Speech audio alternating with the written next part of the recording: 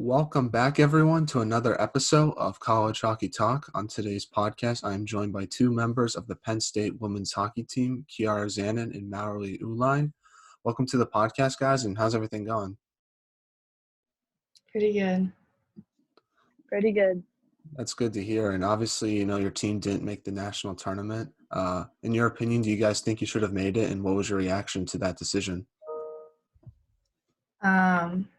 Yeah, I think we obviously should have made it, but we should have made it by winning our own conference. But it was a bummer that we didn't get a bid. Yeah, I think we held a lot of that power, and unfortunately, we didn't take advantage of the chance we had.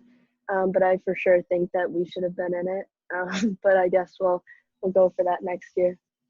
Yeah, and were you shocked when you found out your team didn't make it, like when you were watching the national tournament selection show?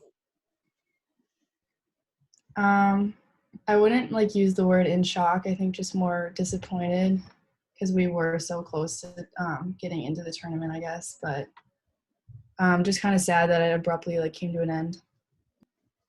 Yeah, I'd say there were a bunch of different expectations. I think everyone had different thoughts in mind just based on what you hear, those kind of rumors that swirl.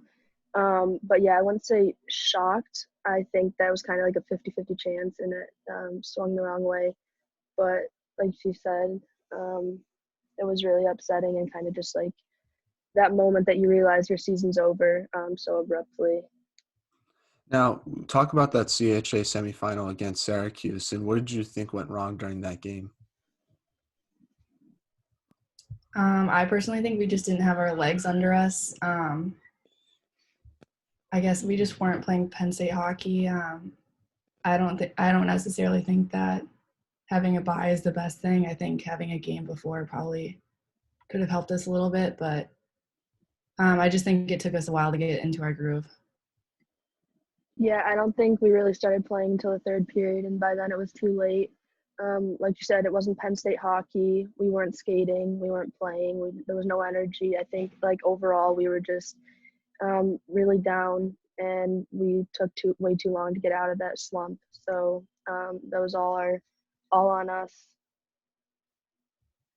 Now, I want to talk about this year's college hockey season for a little bit. It was obviously a bit different compared to other seasons in the past. How did you guys deal with all the challenges that your team faced? A big thing for our team was just staying disciplined, which we all did a really good job of. On our end, I don't believe we had any games canceled because of cases with us, so that helped us a lot. Kept practice flowing. I guess, yeah, just trusting each other. I think a big part of it too is just staying present and not trying to get ahead of ourselves. I think anytime you start to look too far in advance or look forward to something and then it gets canceled or something happens, I think it's just a bigger disappointment. So trying to take it day by day and focus on what we do have and take advantage of those days. Now, I know you guys were saying that your games weren't canceled because of your team, but you guys did have some schedule changes that happened throughout the season.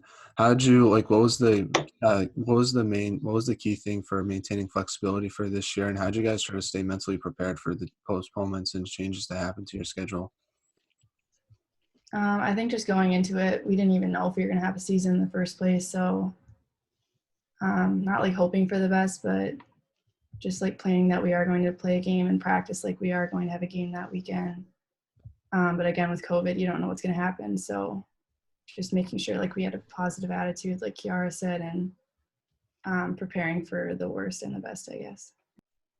Yeah, I'd say staying optimistic and, like I said again, just staying present, because I think as soon as you get away from that, that's when you start to lose sight and get distracted, maybe get more disappointed than you would if you're not thinking about the future, what could or could not happen. So, yeah. Now, you guys also didn't play in front of any fans. Was that an adjustment for yourself? I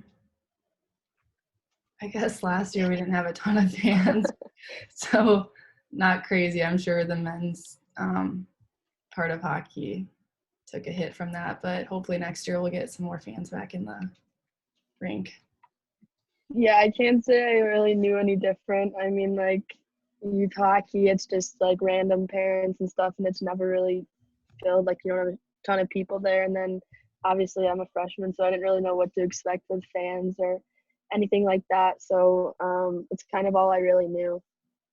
Now, something else that was introduced to college hockey was 3-on-3 overtime. What was that like for you guys, especially since having more space on the ice and having more offensive opportunities to score goals? I think it was a big change. I think it's a better change, I guess, because, yeah, like you said, there are more opportunities to score, more room on the ice, but definitely a part of our game that we want to work on for next year. Yeah, I think we had a lot of ups and downs with that. We had some really good endings to games and some really, really bad endings to games with that.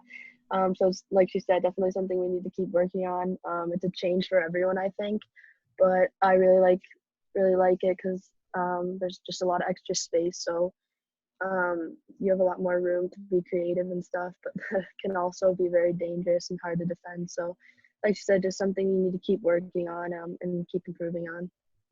Do you have to stay more defensively minded in those situations? Because if you make one little defensive mistake, it can cause an odd man rush for the opponent. Yeah, I would say so, but I think it's also just important to not overthink everything. If you focus too much on the D side or like the offensive side, I think that's where you can mess up. Yeah, I'd say you just got to be aware. So, I mean, like, whether that's being more defensive, like if they have clear possession for a long time or you're tired or something like that, you just got to play it how it is and be aware of the situation, who's out there, and just keep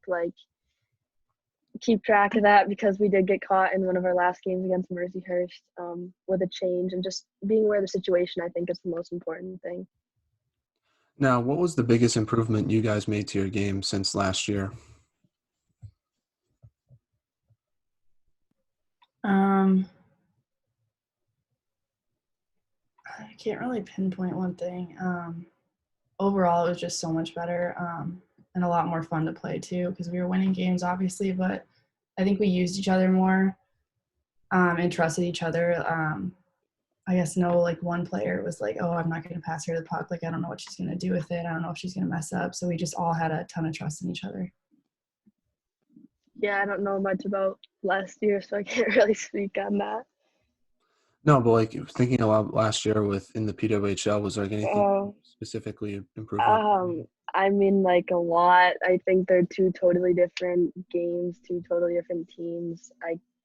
I mean, they're really tough to compare. Like the PW was a different brand of hockey. Like it was a lot more um, physical. I feel like Canadians are just overall more physical, strong, and the CHA I think is very similar in that sense. And obviously, girls are older and like I said, bigger, stronger.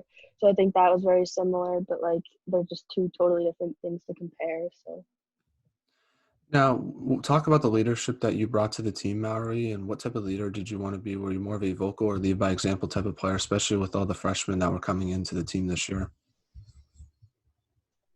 I would say a mix of both. I kind of want to be like the fun, like chatty one.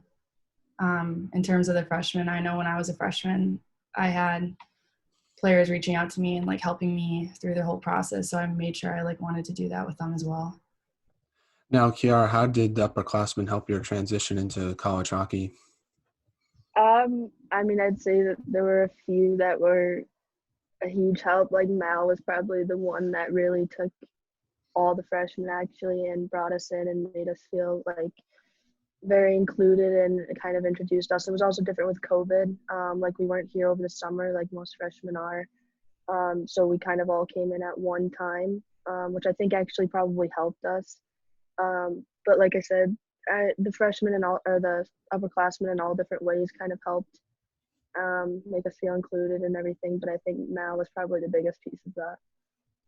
Now, Penn State was obviously one of the best teams in the country this past year. How did you try to deal with all the pressure of being a ranked team in the country, especially with all the expectation that comes with that as well? I mean, obviously we've never been in that spot before. So I think just trying to like not be like worried, I guess, but just take it in while we were there. And then keep going. Like we wanted to keep going up in the rankings each and every day. So going into games, I wouldn't say we were focused on like dropping in the rankings or going up. I think we just wanted to continue to prove people that like Penn State hockey is getting better and we're going to be like a top 10 team. Yeah, I think that was like the biggest motivation for us, because even though we had that, like we were ranked and we were this and that, like no one gave us the respect I think we deserved. And so for us, every day we went to the rink, it was motivation for us to like prove them wrong and keep going up. Like we were never satisfied, and I think that was the biggest thing. There was not one point or one game that we really took like, oh, we're too good for this, because no one believed in us and no one still believes in us. So it's just a matter of proving that to people. And I think many people think like it's a challenge or distraction, having that pressure, but I think the pressure just motivated us. Now, I want to transition and talk about the beginning of your hockey careers. Kiara, you're from New York, and Mallory, you're from Minnesota. So my question is, how did you guys start playing hockey? I actually started as a figure skater. And I absolutely hated that. So I guess being from Minnesota, everyone tries hockey growing up. So I guess I was just kind of thrown on skates and like a little open skating, and I fell in love with it. And Edina, like youth programs are like super solid. So I was lucky enough to not have to like travel outside my city to play hockey, which was super nice.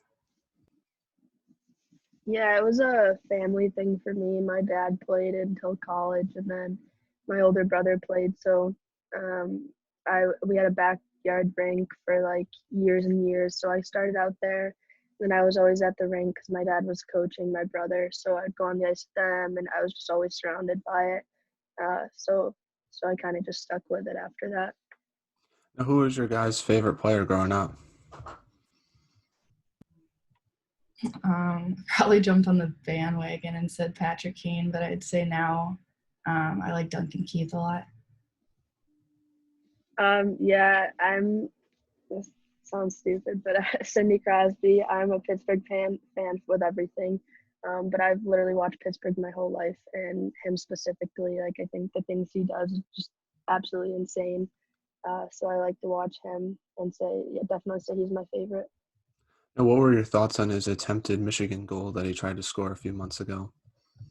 Crosby, I mean, I think it's crazy. I think that all the guys that try that are absolutely insane, and anytime they can pull it off, it's crazy. But yeah.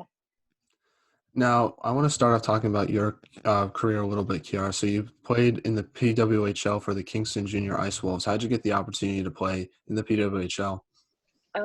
Yeah, so I was at Selects Academy, and I decided that I needed a little change up, and I was actually going to live with my two best friends that lived in Clayton, so like 50 minutes from Kingston, and we were going to play in Kingston together. But we found out like last minute, it was a last minute thing, we found out that they could only have two US players on their team, and they were twins. So it kind of left us in this weird situation where I was left really without anywhere to play. So I was trying to find something, and they ended up opening the spot up for me still at Kingston. So I ended up going, and I talked to a few players I knew from around there, and I knew like Maddie Wheeler was going to go, so it'd be a good situation there. So I decided to go play in Canada. Now, what was your favorite memory in the PWHL? Oof. I don't know. That's a tough one. I think just the situation overall. Like, I mean, I lived away from home all of high school, but I think the billeting situation was just a whole different experience. Like, something you can't really explain because every situation's different. But I think that it just brought out like a lot of new things that I had to deal with, and overall was probably just like a good learning experience. So I'd say that was probably the best. Now, how did playing for Kingston help prepare you for college hockey with Penn State? I mean, I touched on it a little earlier. I think the physicality, I think the Canadian style of hockey, it's just like I don't think it's as skilled as the US, but I think that it's just so much more physical and in some way cheap. like I think that there were targets, like not saying this to say this, but I think Americans really did have a target on their back playing there, and it made me like deal with that I think a lot more, and kind of coming here like a coach always told me before I came that it would be like another step up of physicality and the girls would be a lot stronger and stuff. So I think overall it just helped with that. Now, Mallory, you played for your high school in Edina. What was that like playing for your high school there? It was an awesome experience. I was lucky enough to go to the state tournament a few times and win some state titles, but just being able to play for your hometown is just crazy. Like the school spirit was awesome and everyone was so supportive around us. Yeah, talk about winning back-to-back state titles, and what did that mean to you, especially being in high school? Um, yeah, just like winning from such a young age is a really cool thing to do, and then trying to translate that over into college hockey. But um, I guess it was just so special because the whole town was so excited, and it wasn't just our team that was pumped up about it, but it was also winning the first one was we made history, so that was really special. Now, you played with a lot of talented D1 college hockey players in your time in Edina, like Emily Oden. What was it like playing with those type of players, and how did that help your hockey development? Yeah, it was a big help. All of those players who are now like at the college level or about to be or are such like creative players, and it pushed me to be better, kind of like rethink my game a little bit, and definitely prepared me for college. And what's it like being a player in the Minnesota high school hockey scene? Because being from the East Coast, it's kind of hard to understand because I know the state tournament just happened last weekend, and it was kind of cool seeing like how everyone was excited for it, and it's just kind of odd from an East Coast perspective, just because the high school hockey scene isn't like that. Yeah, I mean, like I said, like getting into hockey when I was younger, it's just like a Minnesota thing to do. Everyone like loves the game, whether you play it or not.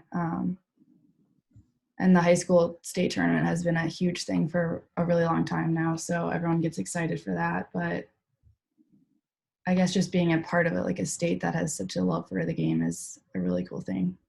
Now, how did your time in Edina help prepare you for college hockey with Penn State? Um, like you said, I was just around so many good players that were going to go to the next level as well. And I think Edina was a very creative program, so we learned different like unique styles that helped my game and helped me come here and kind of use that. Now, you both played for Team USA in the U18 World Championships. What was the process for getting selected for Team USA, and where did you find out you were both going to go to Japan and make that team? Mine was a little different than Kiara. Um, so you go to Maine for the U18 select camp. Then from there, you get chosen to go to the series, Lake Placid, which I actually didn't make. I got called up for juniors when a few players got hurt. And I found out literally watching a hockey game in the middle of, like during the night. So mine was a little different than how Kiara found out, I'm sure. Yeah, like you said, it was, I mean, it's quite a long process actually. Like, I think the camps are kind of like, they start early, like May, you start state stuff or something, or regional, whatever. And then you go to, like she said, you get selected for the U18 select camp, and that was like 66 people, I think. And then from there, you go to Lake Placid for the camp, and then series. That was 3 games against Canada, and then you get the call about Worlds. I don't even know honestly how I found that out. I can't recall. I know the next year I was at getting frozen yogurt, and when I got the call, and it was way earlier than expected, so wasn't really expecting that one. But I don't recall where it was in Japan. Yeah, I don't know. Now, you both played on that team. When did you guys first meet, and was it cool knowing that you were going to be teammates in college in the future? Oh, this is actually a funny story, but me and Kiara weren't really buddies on the team. I would necessarily say, like, obviously, yeah, we were friends, but we weren't really talking too much. And now it's funny because we're like really close friends here, but so Yeah, like that. we always we always joke about that because I have this one distinct memory. It was from select camp, the 66, and she came up to me and was like, "You going to Penn State?" And I said, "Yeah," and that was the end of the conversation. And then we go to Worlds together, and I don't think we said more than 5 words to each other the whole month we were together. But we look back at it now and laugh. It was just back then we weren't the closest of friends. Now, what was the coolest thing you guys got to do in Japan? Because that's pretty cool that you got to go there. We were honestly in the middle of nowhere when we were there. But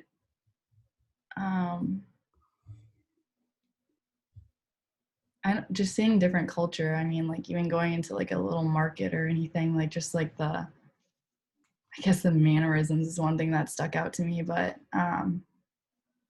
just cool, like being like the tourist, I guess. Yeah, we were literally in the middle of nowhere. There was not much to do at all. I know that I think that there was like 5 or 6 of us that got massages like 3 or 4 times that week because that was about all there was to do. And then, like she said, little markets or like the food, just everything was obviously very different. So it was cool to experience that. Now, you guys won a silver medal in that tournament. What does that medal mean to you, and where do you guys keep it? Obviously we wanted a gold, but it's still super special that we could have, or that we even got to that final game. And mine is hanging in my room. Yeah, I think it's obviously really special anytime you have an opportunity like that. And silver, obviously it sucks. And I think that was just motivation to keep going for the years after that. But obviously when you look back on it and realize like what you did and what you did accomplish, I think it's really special. So it's really cool to have that. And mine is also hanging in my room. Now, Kiara, you won a gold medal in the tournament the next year. What was that like for yourself, and what emotions were you feeling after scoring the game-winning goal against Canada in overtime? I mean, it was surreal. I think it's very hard to put into words like how much that meant and how exciting that was. I think it's like a testament to how hard you work and all the stuff you not necessarily sacrifice, because I wouldn't consider it a sacrifice, but all the stuff that you put in and give up to train and do what you love, obviously, but like it requires a lot of effort. So I think that paying off and just having that moment to like reflect on that was obviously a dream of mine, and being able to accomplish it and reflecting on everything that led to that moment, I think was really special. So I mean, it was a mix of emotions, and it was really hard to put into words, but obviously something that I'll remember forever. Yeah, and you also got to play with your current teammate, Lindy Lobdell, on that team. What was that like, playing with a future teammate in that tournament as well? Really special. I think Lindy and I knew each other a little bit beforehand too, so going in, it was kind of like another comfort factor. But it's just like the same thing with Mal. You kind of make those memories and can look back on them and laugh. And like Lindy and I have a huge canvas in our room, so just like I don't know, carrying that with you and carrying those experiences with you is really cool. Now, talk about your recruiting process and why did you choose to go to Penn State? So coming into it, I knew that Penn State was a developing program, so I knew they weren't like a school up there like Wisconsin or like Ohio State, those schools, but I knew they were going to develop, and I knew they were getting good players for the future, and I wanted to like be a part of that change. And then outside of hockey, I wanted a big school with like a lot of school spirit, which Penn State had to offer. So it was kind of best of both worlds for me, I guess. Yeah, I think very similarly. I think the biggest thing about Penn State, like I think everyone looks at it as a school that's on the rise, but I think that they had a long way to go, but they were definitely like on the right track, and that's where they were going, is going up. And I think I really wanted to be a part of helping to build that, and like obviously develop as a player. And I knew I'd be able to do that here while also like pushing the program and getting to where we are this year and continue to move forward. But like also academics are a big piece, and I think that the majors they had to offer, like, you can't really go wrong. There's options everywhere, and then the alumni network, like, there's just so much that you can't really pass up on. Yeah, and what's it like to play under Coach Campbell, and what have you guys learned under him so far? For me, it's been a very positive experience. He has a lot to offer and wants each individual player to succeed, and then translating that to like the whole team together, taking new steps, which obviously was shown this year. I guess the biggest thing with me is he's very personal, so he can relate to each player, or like, I guess, just understand what each person is going individually, and he knows that each player is going through different things, especially this year with players who are having a hard time with COVID and everything. He did a really good job of that. But yeah, he has a lot of love for the game, a lot of love for his players, which is a unique thing. Yeah, I'd say the biggest thing was how much he relates to you and how much he cares about each individual. Like, there's never a time that he forgets to check in on every individual and then the team as a whole. Like, he has so much care and love for every individual, which I think is so special. And I think you won't always find that with all coaches. So I think that's something that I really hang on to and know I can lean on and count on. And then, like, hockey wise, he's great. Like, I have nothing bad to say about him as a coach. He's helped me develop a lot on and off the ice, like as a person and a player. And I look forward to learning from him every day because he always brings new stuff, and he's also like very enjoyable to be around, like just a good person overall. So it's really fun and enjoyable to play under him. Now, what was the biggest adjustment you both had to make to college hockey? Was it the speed or mental side of the game since you're making quicker decisions with the puck?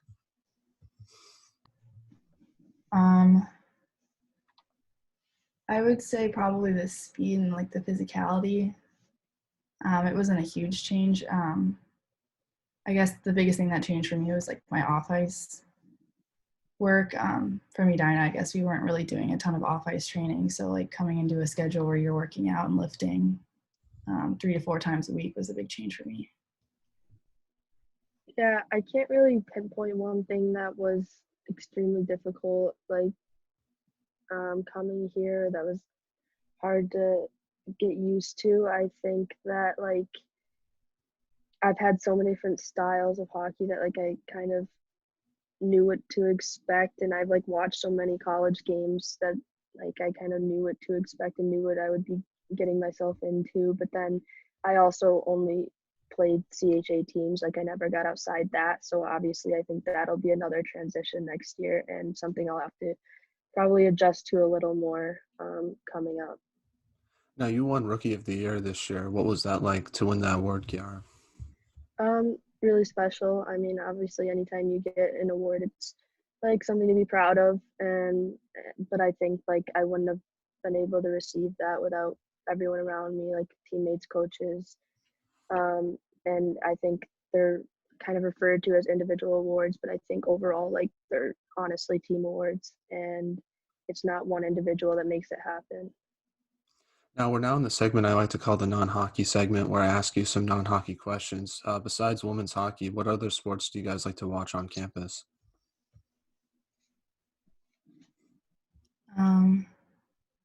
I've been to a few men's hockey games, obviously.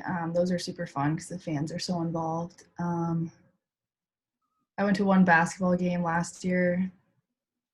I didn't get around to a ton of sporting events, but watching on TV even is just as fun.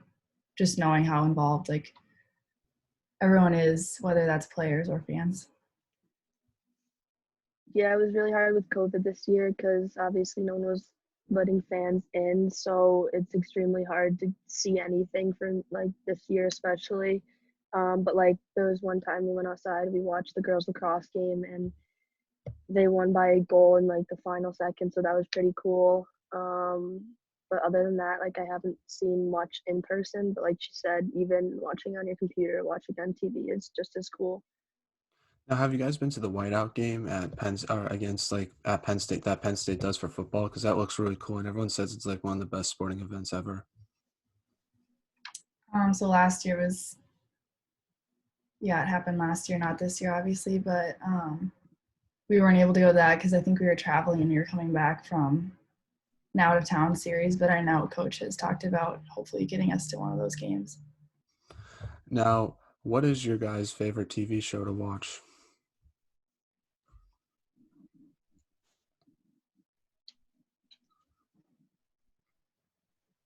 I don't know if I have a favorite one. I just kind of, I guess with COVID, I've hopped around on Netflix and Hulu.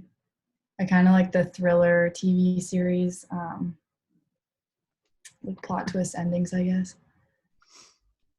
Yeah, I don't really stick with a specific TV show. Like you said, I kind of hop around. Um, but I like reality TV. I like watching like The Bachelor and Bachelorette. Um, but yeah, outside of that, like I can't really finish a series or stick with a specific TV show. Now, what were your thoughts on this year's Bachelor, Matt James? Um, Um, Oh, I was just gonna ask Kiara, but if you watch it, I guess. oh, sorry, never mind.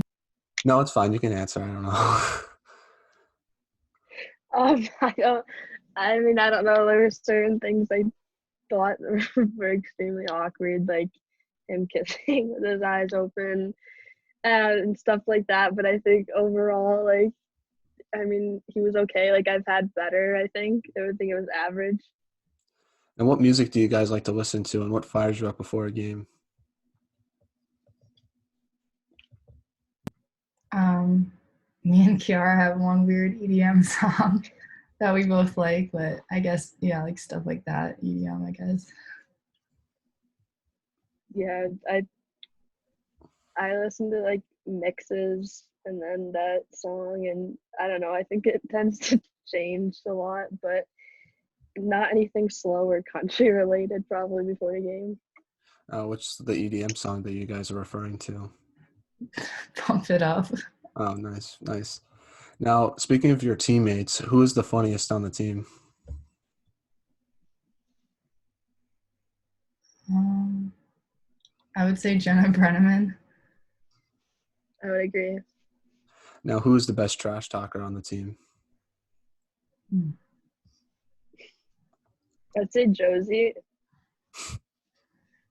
Josie, or I think Liv might be up there as well. Now, you guys obviously have the best style on the team, but besides yourselves, who has the best style on the team? Um,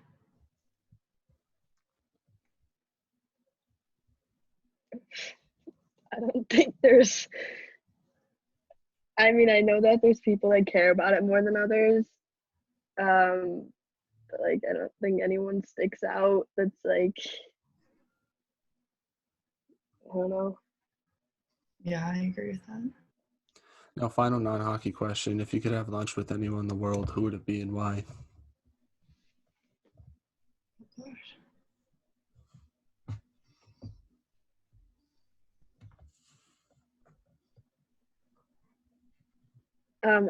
I'll go basic. I would say Cindy Crosby. I just think there's so much to learn from him, and not just because he's like a great hockey player, but like the way he carries himself. And I don't know, like you know nothing about his life. It's so secretive and kind of kept to the side. So I think it'd be interesting to like hear like why and how he does that and how he's so successful. I literally have no idea. I would have to think long and hard about that one. All right, well, back to some hockey questions now. My first one to you guys is what should be done to help grow women's hockey in your opinion?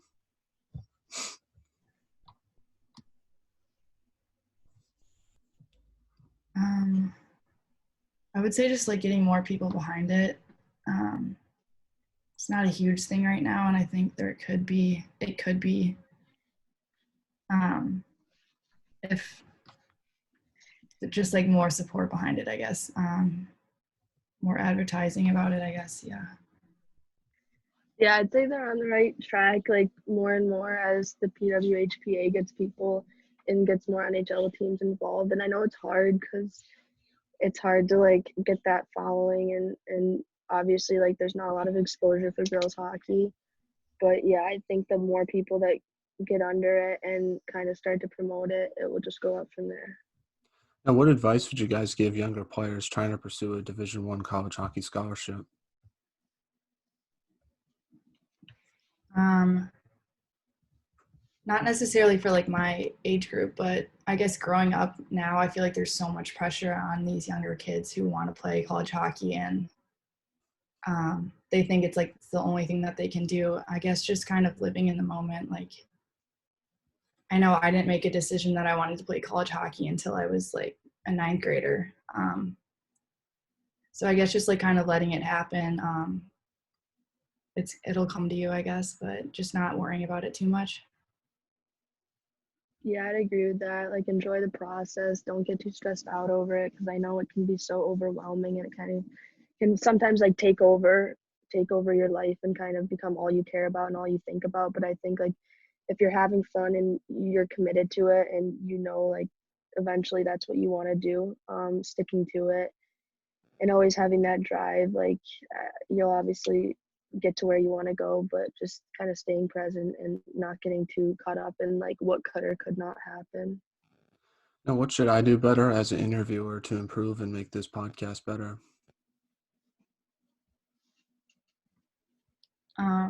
I mean, I've been having fun, so I don't know what I have to say about that. Yeah, I don't know. I like how it's personal and then also dives into like the team aspect. So I think that's a good feature to have. Yeah, I mean, I've listened to quite a few with Lindy and some of my friends, and I think it's great. Like, I think you're doing a great job, and it's cool how you're getting so many different people, and they're interesting to listen to. Well, thank you for the kind words. Do you guys have any shout outs you'd like to give to your teammates, family members, or friends? Um, I mean, shout out to my team and coaches. Like, I love them all, but Kiara, I guess, for doing this with me. I'm a shy person, so this is definitely out of my comfort zone, but I had a good time doing it. Yeah, I mean, I'd say the team, coaches, um, I mean, family and friends. That sounds like I'm giving an award recipient speech or something, but I guess just everyone that supported me along the way. Well, thank you once again, Kiara and Mallory, for coming on the podcast. I really appreciate it. I admire you guys a lot as players, but you're even better people off the ice as well. So I just want to let you know that. Take care, stay safe, and enjoy the rest of the off season. Thank you. Thank No you, problem. you too. Thank you.